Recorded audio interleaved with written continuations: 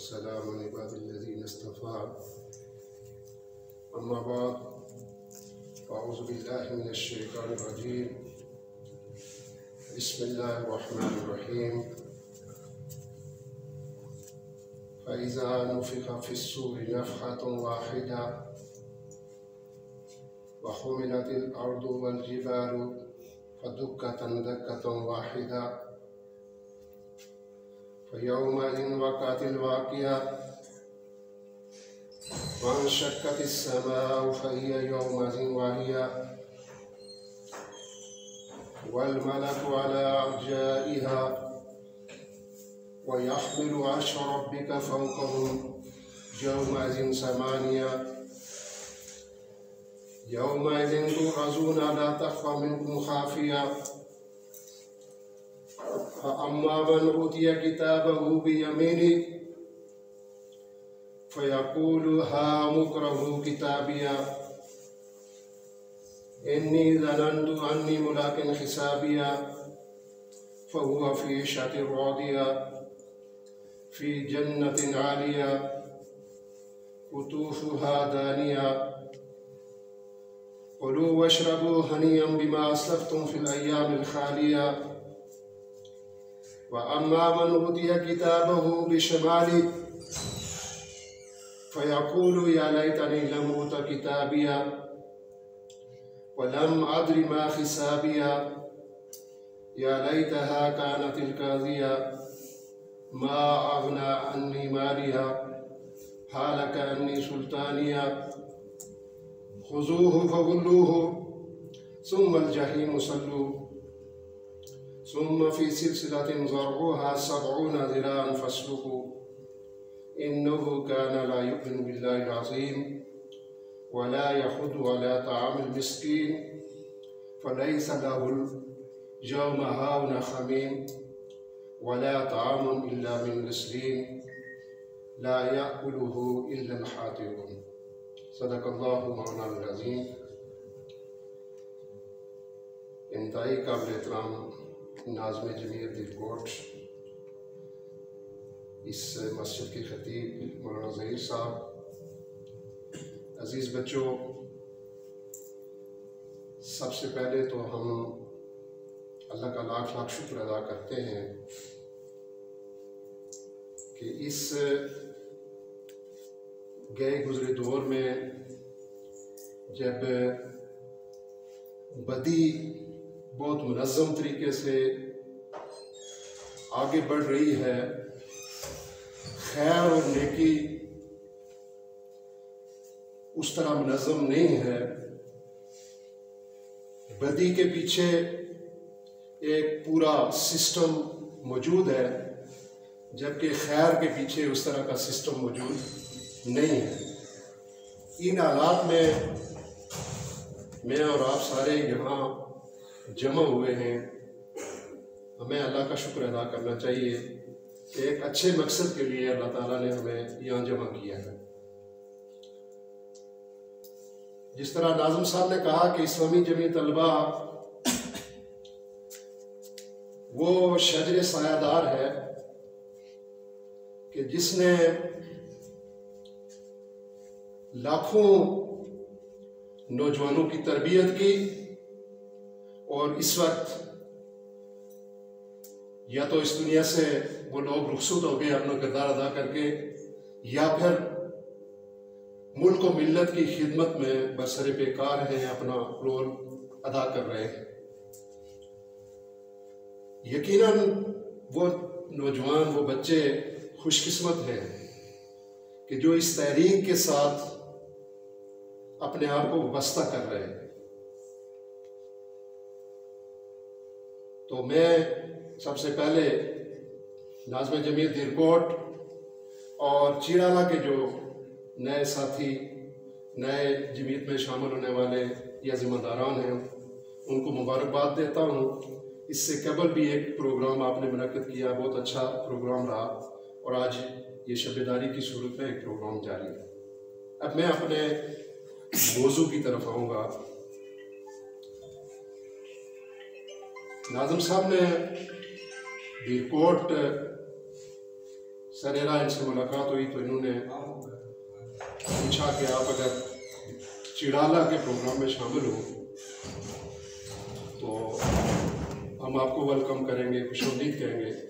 तो मैं ये समझता हूँ कि ये मेरे लिए सआदत है कि इस्लामी जमीयत तलबा जैसी मुनज़्ज़म तंजीम के प्रोग्राम में शरीक हूँ। तो इनके कहने के मुताबिक मेरा जो मौजू था वो फ़िक्र आखिरत है। कुरान का सबसे बड़ा जो उन्वान है या मौजू है वो इंसान है, और इंसान की हिदायत के लिए अल्लाह ताला ने ये कुरान करीम नाज़िल किया। और इसके मुख्तलिफ मौज़ूआत हैं, इसमें ईमानियात भी है और मुख्तलिफ अकायद भी है।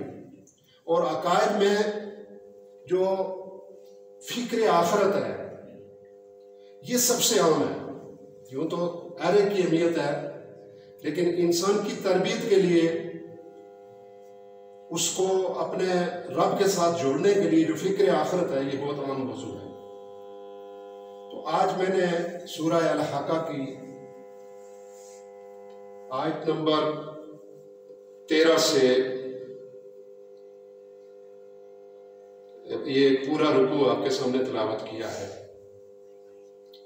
और इसके साथ अगर हम सूरह इंशिकाक को भी साथ मिलाएंगे तो ये जो मौजू है इसको और जो है वो अहमियत हासिल हो जाती है। पहली आयत में अल्लाह ताला ने फरमाया कि फ़इज़ा नुफ़िख़ फ़िस्सूर नफ़ख़तन वाहिदा, कि जब सूर में फूंक मार दी जाएगी, यानी हदीस में आता है कि इसराफील अलैहिस्सलाम वो जो सूर है, जो बगल है, वो अपने मुंह में लिए हुए इंतजार में है कि कब अल्लाह की तरफ से हुक्म आएगा तो मैं सूर में फूंक मारूंगा और ये जो है वो क़यामत बर्पा हो जाएगी और ये ज़मीन और आसमान तलपट हो जाएंगे और ये सारा सिस्टम जो है वो ख़त्म हो जाएगा। हुमिलातिल अर्दु वल जिबालु फदुक्कतन दक्कतन वाहिदा, ये ज़मीन और आसमान जिनको हम बहुत मजबूत समझते हैं, इनको उठाकर एक ही चोट में रेजा रेजा कर दिया जाएगा।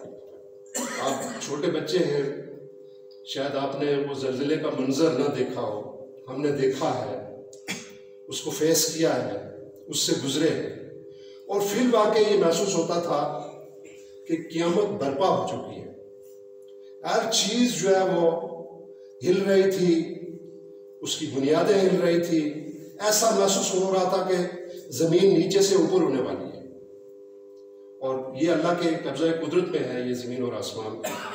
जब वो चाहेगा तो ये जो आसमान जो खड़ा आपको नज़र आ रहा है, ये पहाड़ जो बुलंदो बाला आपको नज़र आ रहे हैं, जिनको हम बहुत मजबूत समझते हैं, या फिर ये जो बड़ी बड़ी इमारत हम तामीर करते हैं, बड़ा सीमेंट और सरिये का इस्तेमाल करते हैं, तो ये हमने देखे कि ये जो है वो रेत की दीवारें साबित हुए और धड़म से गिर गए।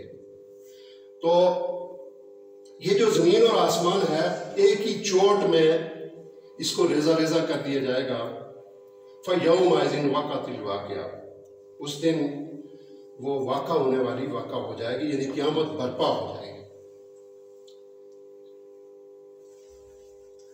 वनशक्कतिस समाउ फ़हिय यौमइज़िन वाहिया, और आसमान फट जाएगा और उसकी तमाम बंदिशें ढीली पड़ जाएंगी। यानी इस तरह महसूस हो रहा होगा कि आसमान जो है वो सारे का सारा उसमें जगह जगह शगाफ पड़ गए हैं और वो नीचे गिर रहा है। वल मलकु अला अर्जाइहा व यहमिलु अर्श रब्बिका फौकहुम यौमइज़िन समानिया, अल्लाह के फरिश्ते उसके उस के गिर्द जमा हो जाएंगे और अल्लाह के अर्श को अल्लाह के 8 फरिश्ते अपने ऊपर उठाए हुए होंगे। फिर वो मंजर जो है वो बयान हो रहा है कि जो मेरे और आपके सोचने के लिए है और अपना जायजा लेने के लिए।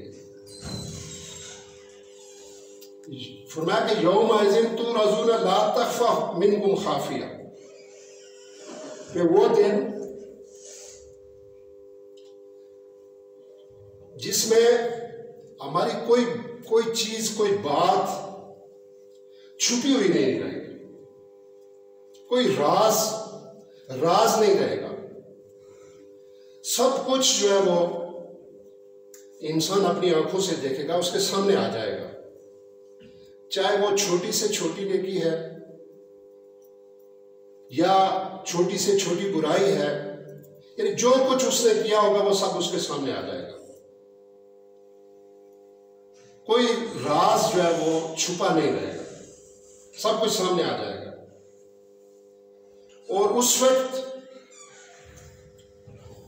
जो इंसान है वो 2 ग्रोह में तकसीम हो जाएंगे, 2 ग्रोह में बट जाएंगे।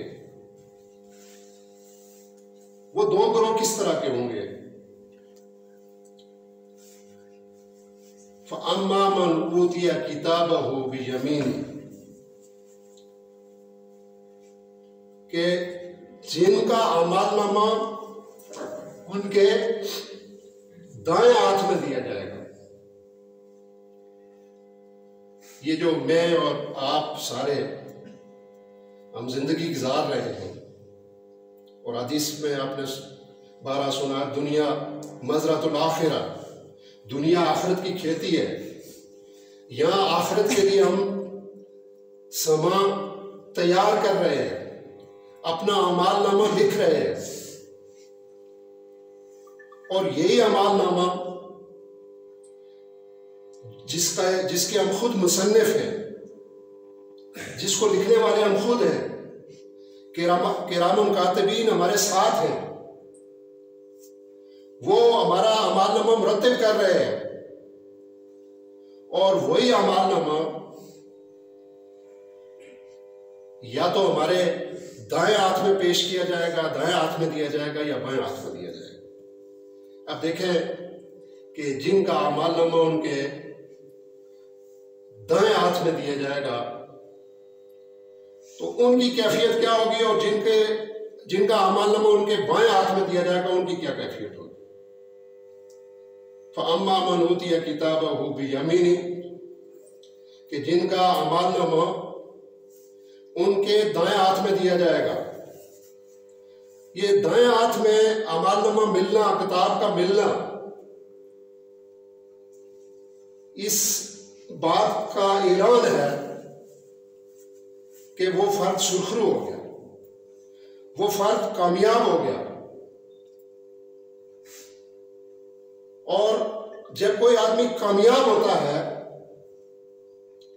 दुनिया में भी हम छोटी छोटी कामयाबियां जो है वो हासिल करते हैं, कहीं मैट्रिक पास कर ली, एफएससी कर ली, बीएससी कर ली, एमएससी कर ली, एमफिल कर लिया, छोटी छोटी कामयाबियां हमें मिलती हैं, तो उस वक्त हमें बड़ी खुशी होती है और हमारी ये ख्वाहिश होती है कि हम अपनी कामयाबी का तज़किरा दूसरों से करें।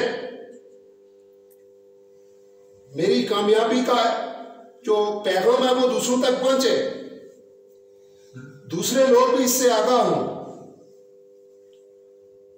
तो ये जो इंसान की जो नेचर है, ये क़यामत के दिन भी इस तरह होगी कि जब उसका अमालनामा उसे दाएं हाथ में मिल जाएगा तो वो उस वक्त ये ऐलान करेगा, फयकूलु, वो कहेगा, हा मुकरहु किताबिया, कि देखो मेरा अमालनामा, पढ़ो मेरा अमालनामा।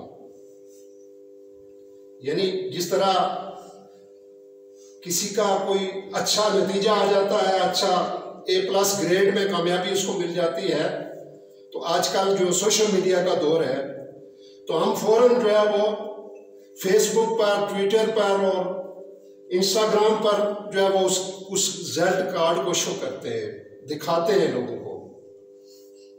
तो वहां भी जब उसका अमालनामा उसे दाएं हाथ में मिल जाएगा तो वो ऐलान करेगा और लोगों से कहेगा कि ये देखो मेरा अमालनामा, पढ़ो मेरा अमालनामा। और अगर सूरह इंशिकाक की आयत भी इसके साथ अगर हम मिला लेंगे कि फ़अम्मा मन ऊतिया किताबहू बियमीनी, कि जिसका अमालनामा उसके दाएं हाथ में दिया जाएगा, फसौफ़ युहासबु हसाबन यसीरा,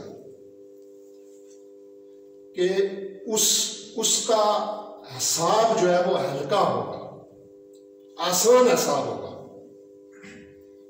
और नबी करीम सल्लल्लाहु अलैहि वसल्लम की ये दुआ आपने 12 सुनी होगी।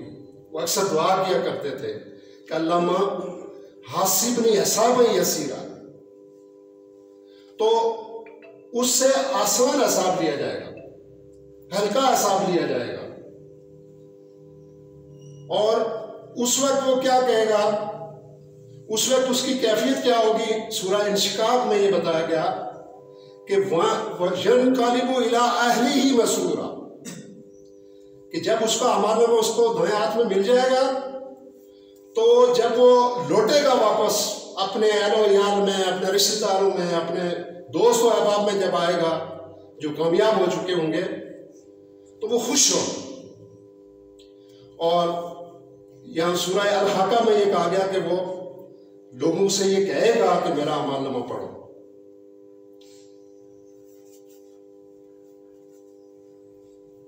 इन्नी ज़ननतु अन्नी मुलाक़िन हिसाबिया। अब ये अमालनामा उसको उसके दाएं हाथ में क्यों मिला, किस वजह से मिला, ये सोचने की चीज है कि हमारी जिंदगी भी एक ना एक दिन खत्म हो जाएगी, हम भी इस दुनिया से उठ जाएंगे। कितने ही लोग इस दुनिया में आए और आज उनका नामो निशान नहीं है। इसी तरह हम भी जो है वो इस दुनिया से उठ जाएंगे। अब ये जो दाएं हाथ में उनका अमालनामा उनको मिला है, उसकी वजह क्या है। इन्नी ज़ननतु अन्नी मुलाक़िन हिसाबी, कि उन्हें ये गुमान था कि उनका अमालनामा उन्हें मिलेगा। यानी जब हम इस गुमान के साथ जिंदगी गुजारे,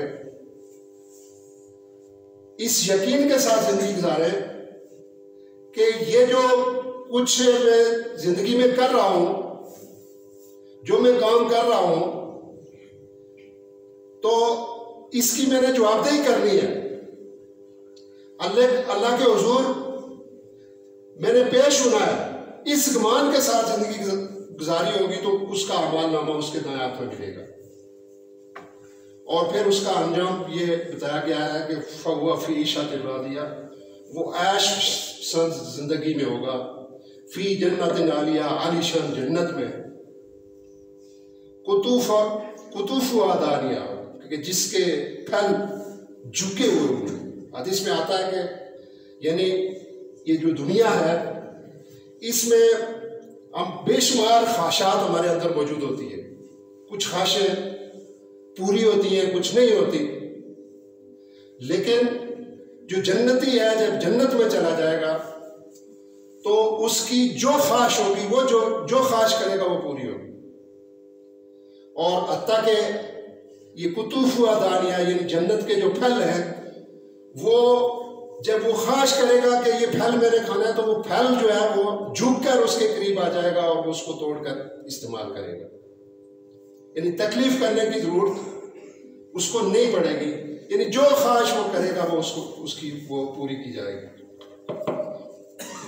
और उसे ये कहा जाएगा कुलू वशरबू, खाओ पियो, हनीअम बिमा असलफ्तुम फिल अय्यामिल खालिया, उन कामों के बदले में जो दुनिया में तुम करते रहे।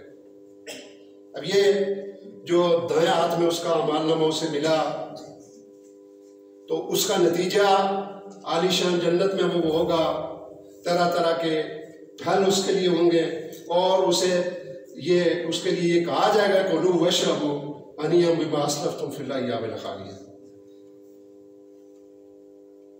अब ये जो दूसरा मंजर है, ये पहलू जो है वो बड़ा खतरनाक भी है और हमें अपनी जिंदगी गुजारते हुए सोचना भी चाहिए कि अम्मा मन ऊतिया किताबहू बिशमाली, अल्लाह से दुआ भी करनी चाहिए कि हमारा शुमार इस ग्रोह के साथ हो कि जिनका अमालनामा उनके बाएं हाथ में दिया जाएगा। फअम्मा मन ऊतिया किताबहू बिशमाली, जिनका अमालनामा उनके बाएं हाथ में दिया जाएगा। अब ये उनकी कैफियत क्या होगी? यकीनन उसे पता चल जाएगा कि अब मैं नाकाम हो चुका हूं, मेरा अंजाम अच्छा नहीं है। और उस वक्त वो क्या कहेगा? फयक़ूलु या लैतनी लम ऊता किताबिया, काश कि मेरा अमालनामा मुझे न दिया जाता।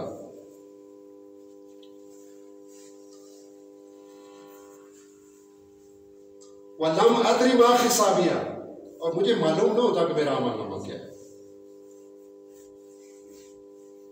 एक तरफ दाएं हाथ में अमालनामा मिलता है, वो खुश होता है, अपने अहलो अयाल में लौटता है तो खुश लौटता है, और दूसरी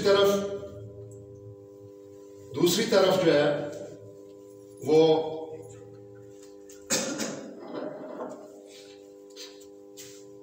उसकी कैफियत क्या है?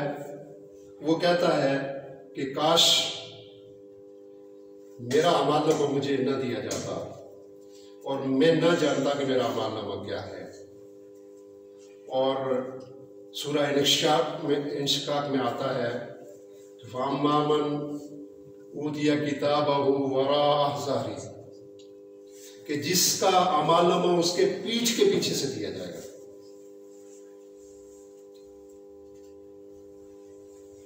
उलमा ने लिखा है, मुफस्सिरीन ने लिखा है कि उसका अमालनामा उसकी पीठ के पीछे से इसलिए दिया जाएगा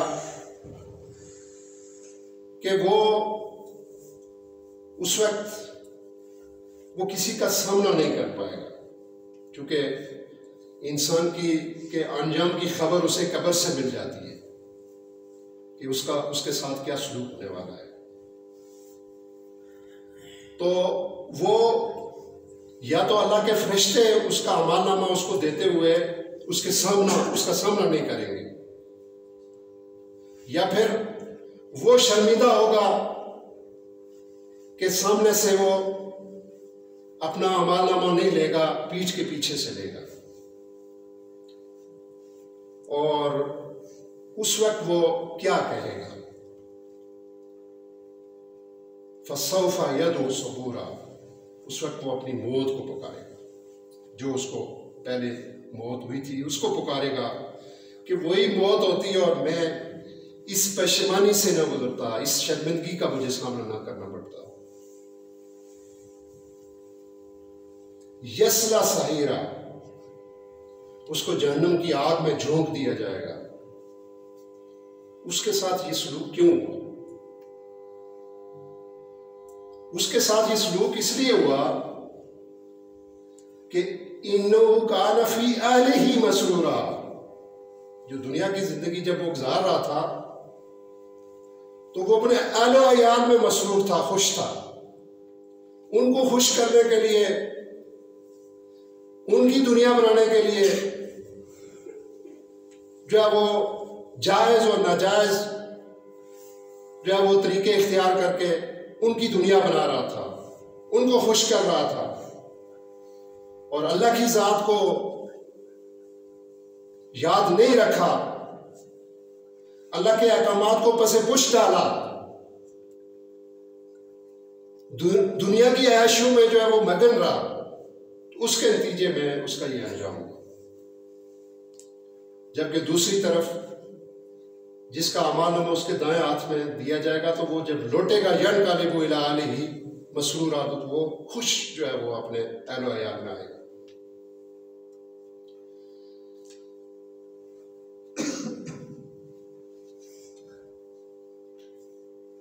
फिर यहां भी इस सूरा के अंदर भी, सूरा अल-हक़ा के अंदर भी ये कहा गया कि या लैतहा कानतिल काज़िया, कि वो अपनी मौत को पुकारेगा,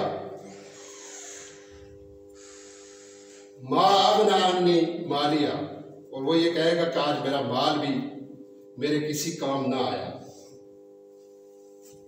हालांकि अन्नी सुल्तानिया, मेरी हुकूमत, मेरा इक़्तिदार, वो भी मेरे किसी काम ना आया, वो भी तबाह बर्बाद हो गया, खत्म हो गया।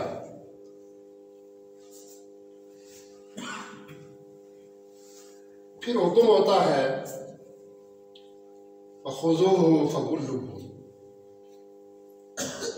कि इसको पकड़ो और उसको जकड़ दो, सुम्मल जहीम सल्लू, फिर जहन्नम में उसको झोंक दो, सुम्मा फी सिलसिलतिन ज़रऊहा सबऊना ज़िराअन फस्लुहु, फिर एक 70 हाथ लंबी जंजीर में उसको जकड़ के जहन्नम में फेंक दिया जाएगा। क्यों? क्या कसूर था उसका, वो भी बयान कर दिया गया। इन्नहु काना ला युमिनु बिल्लाहिल अज़ीम, वो अल्लाह रब्बुल अज़ीम पर ईमान नहीं रखता था। पहला काम, वला यखुदु अला तामिल मिस्कीन, मिस्कीन को खाना खिलाने की तरगीब नहीं देता था। एक तो खुद भी नहीं खिलाता था और दूसरे को भी तरगीब नहीं देता था। फलैसा लहुल यौम हाउना हमीम, आज जब उसने ये काम नहीं किया तो आज उसका कोई गमख्वार नहीं है, कोई दोस्त नहीं है जो उसकी मदद कर सके। वला तामुन इल्ला मिन गिस्लीन, अब उसको जो खाने के लिए दिया जाएगा वो गिस्लीन, जख्मों का धोवन, ये जो पीप जो जख्मों से निकलती है, ये उसका खाना होगा। और फिर दूसरी जगह आता है कि उसको उबलता हुआ पानी जो है वो पिलाया जाएगा, जिससे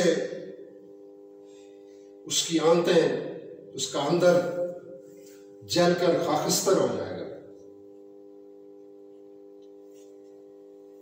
वला तामुन इल्ला मिन गिस्लीन ला याकुलुहु इल्ला अल-खातिऊन, कि ये गुनहगारों का खाना होगा। यानी इस गिस्लीन को, जख्मों के धोन को, पीप को कोई और इस्तेमाल नहीं करेगा। ये गुनहगार जो अल्लाह के नाफरमान हैं वो उसको इस्तेमाल करेंगे।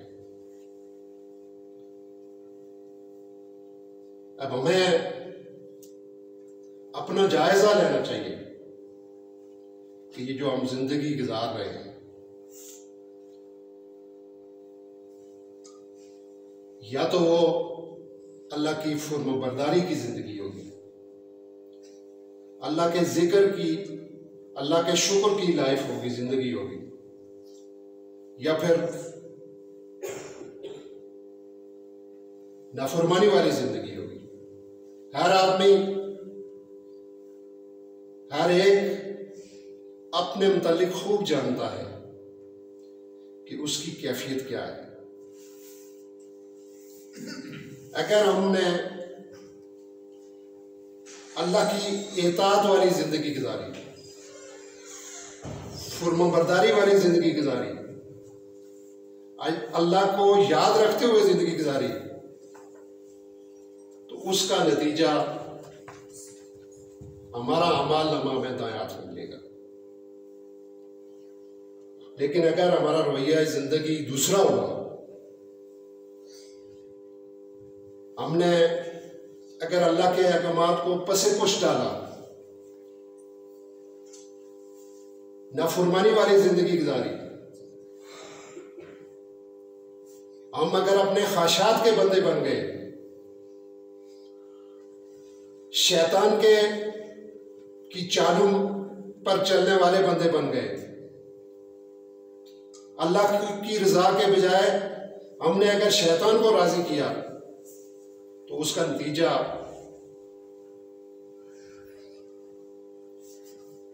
अम्मा मानूद या किताब हो बिशमाली की सूरत में निकलेगा कि हमारा अमाल नामा हमें बाएं हाथ में दिया जाएगा। तो अल्लाह ताला ने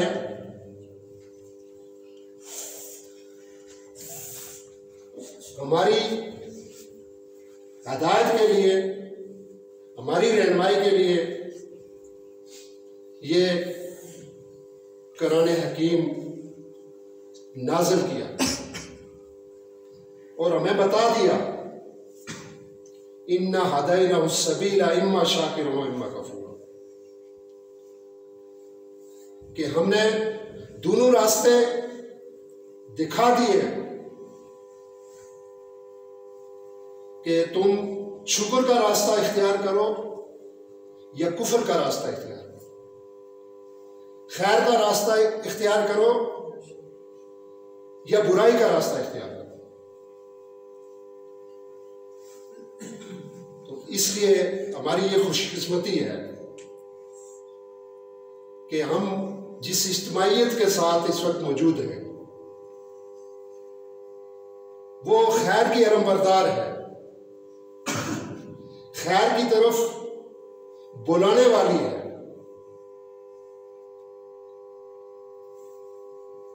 तो इस लिहाज से ये जो खैर का काम है, इस वक्त आप देख रहे हैं, आगाज में भी मैंने बात की थी कि जो बदी है वो पूरे वसाइल के साथ, पूरे लौ लश्कर के साथ बहुत मुनज़्ज़म अंदाज से आगे बढ़ रही है। तो उसके मुकाबले में नेकी जो है वो मुंतशिर है। जब तक बदी के मुकाबले में मुनज़्ज़म नेकी नहीं होगी, तो हम उसका मुकाबला नहीं कर सकते। तो इसलिए अजीज बच्चों, आपसे गुजारिश है कि ये जो जिस तहरीक के साथ आप वाबस्ता हुए हैं,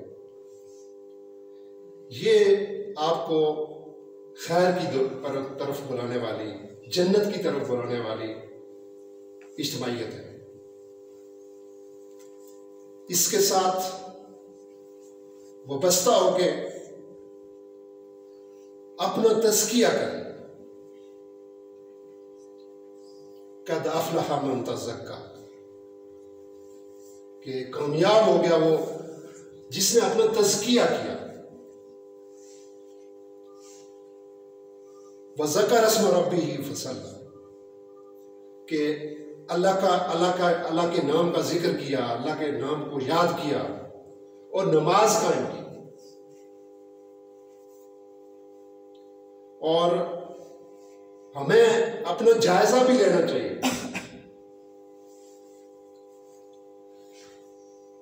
हमें अपना जायजा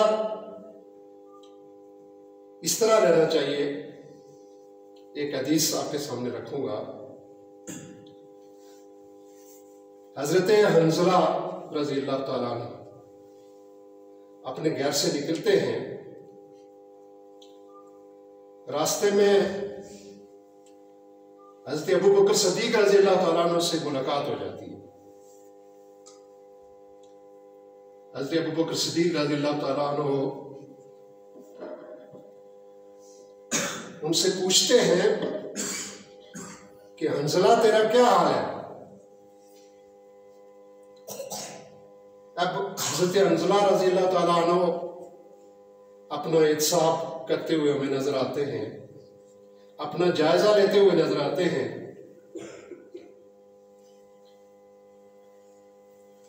हजरत हंजला रजी अल्लाह ताला अन्हु ने कहा, नाफा का हंजला, हंजला मुनाफिक हो गया। हजरत अबू बकर सिद्दीक रजी अल्लाह ताला अन्हु कहते, सुभान अल्लाह, हंजला ये आप क्या बात कर रहे हैं।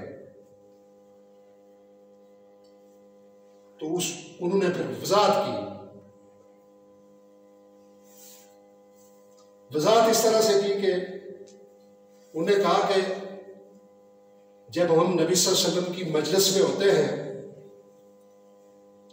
नबी सल्लल्लाहु अलैहि वसल्लम जन्नत का तज़किरा करते हैं, जन्नत का तज़किरा करते हैं, और हम ये महसूस कर रहे होते हैं कि जन्नत और दोज़ख को हम अपनी आंखों से देख रहे हैं। लेकिन जब आपकी मजलिस से हम निकलते हैं तो वो कैफियत हमारी नहीं रहती। अपने बाल बच्चों में आते हैं, अपने मुशागिल में आते हैं, तो हमारी वो कैफियत नहीं रहती। तो मैं ये महसूस करता हूं कि मैं मुनाफिक हूं। जब ये उन्होंने बात की तो हज़रत अबू बकर सिद्दीक रज़ी अल्लाह ताला अन्हु उनको भी ये खटकी, ये तो कैफियत मेरी भी है।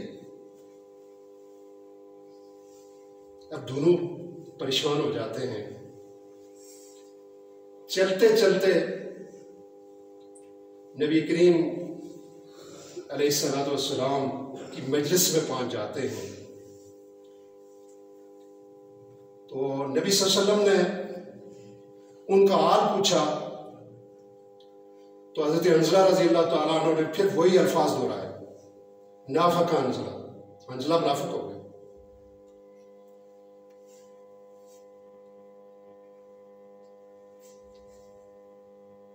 अब नबी करीम सल्लल्लाहु अलैहि वसल्लम उनसे पूछते हैं, क्या हुआ हंजला? तो आपने फिर वो पूरी वजाहत की कि जब हम आपकी मजलिस में होते हैं तो हमारी कैफियत कुछ और होती है। आप जब जन्नत और जहन्नम का तज़किरा करते हैं तो गोया हम उसको अपनी आंखों से देख रहे होते हैं, लेकिन जब आपकी मजलिस से निकलते हैं तो हमारी वो कैफियत बरकरार नहीं रहती। वो हमारा ईमान जो है उस तरह का नहीं रहता। तो नबी करीम सल्लल्लाहु अलैहि वसल्लम ने अल्लाह की कसम खाकर ये कहा कि जिसके कब्ज़ा कुदरत में मेरी जान है, कि अगर वो कैफियत जो मेरी मजलिस में आपकी होती है ये बरकरार रहे तो फिर अल्लाह के फरिश्ते तुम्हारे रास्तों में और तुम्हारे बिस्तरों पर आकर मुसाफा करें। लेकिन ये वक्त वक्त की बात है, हमेशा ऐसा नहीं रहता। तो कहने का मतलब यह है कि इस तरह की जो इज्तिमाइयत है, जब हम कहीं इकट्ठे होकर अल्लाह को याद करते हैं, अपना जायजा लेते हैं, इस तरह की मजालिस में बैठते हैं, तो उसके नतीजे में हमारा ईमान जो है वो बढ़ जाता है, हमारी तरबियत होती है, हमारा तज़किया होता है। तो हमें चाहिए कि इस तरह की इज्तिमाइयत जब भी हमें मैसर आए उसमें हमें ज़रूर बैठना चाहिए। और ये ज़िंदगी जो है वो अल्लाह की अमानत है और हमें अल्लाह ताला ने एक मकसद के लिए पैदा किया है, वमा खलक़्तुल जिन्ना वल इंसा इल्ला लियअबुदून, कि मैंने इंसानों और जिन्नों को अपनी बंदगी के लिए पैदा किया है। और बंदगी हमने किस तरह करनी है, अल्लाह और उसके रसूल ने कुरान की सूरत में और नबी सल्लल्लाहु अलैहि वसल्लम की सीरत की सूरत में हमें बता दी है कि इस तरह आप जिंदगी गुजारेंगे तो उसके नतीजे में बंदगी का मकसद जो है वो पूरा हो सकता है। और इस वक्त आप ये देख रहे हैं कि हमारा जो दीन है वो गालिब नहीं है, दीन मगलूब है। दीन इंफरादी जिंदगी में तो मौजूद है, लेकिन हमारी जो इज्तिमाई जिंदगी के दायरे हैं वहां दीन मौजूद नहीं है। बैंक में जाते हैं तो सूदी लेन देन और सूदी कारोबार वहां मौजूद है।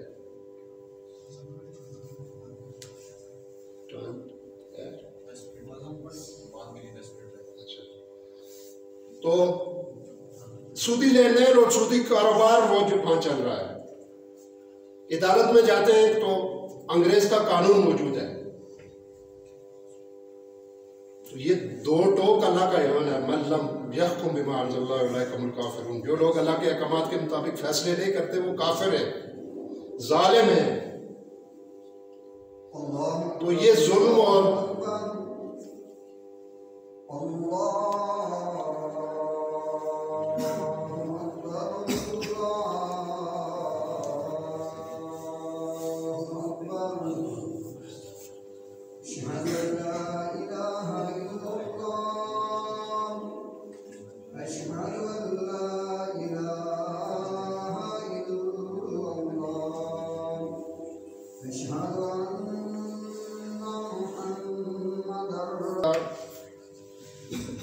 के दीन हमारा इज्तिमाई दायरों में मौजूद नहीं है।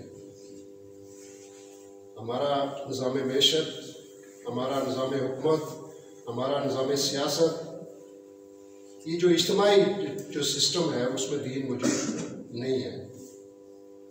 तो दीन जो है वो मगलूब होने के लिए नहीं बल्कि गालिब होने के लिए आया है। तो इस दीन के गलबे के लिए हम सब ने मिलजुल कर जिदोजहद करनी है, कोशिश करनी है, ताकि अल्लाह की धरती पर अल्लाह के कानून का नफाज हो। हम अपनी तरफ से भरपूर जिदोजहद करें, कोशिश करें, नाफज हो जाता है तो फिर उसके असरात जो है वो दुनिया देखेगी, नहीं भी होता तो हमारी जिदोजहद जो है वो ज़ाया नहीं होगी। तो अल्लाह से दुआ है कि अल्लाह ताला हमने जो कुछ कहा सुना उस पर अमल की तौफीक अता फरमाए।